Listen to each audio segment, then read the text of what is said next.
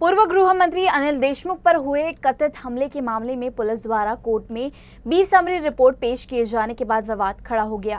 Police ने forensic report का हवाला देते हुए घटना को फर्जी करार दिया, जिस पर अनिल देशमुख ने अपनी प्रतिक्रिया दी। सुरुवातीपासून या घटनेला कशा पद्धतीने राजकीय रंग देऊन म्हणजे या घटनेमध्ये फॉरेन्सिक रिपोर्ट प्रमाणे 2 माणसांनी दगडफेक केल्यानंतर त्याची चौकशी व्यवस्थित करून त्या 2 माणसाला पकडायला पाहिजे, पण ते न करता याला राजकीय रंग देऊन त्यानिमित्तानं 20 समरी रिपोर्ट त्यानिमित्तानं सादर केलेला आहे। याच्यामध्ये खऱ्या अर्थानं आरोपी सापडले नाहीत यासाठी ए समरी रिपोर्ट सादर करायला पाहिजे होता।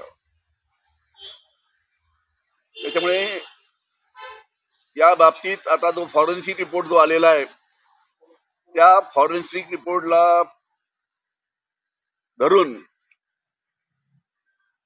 आम्ही योग्य ती कारवाई पुढील करू।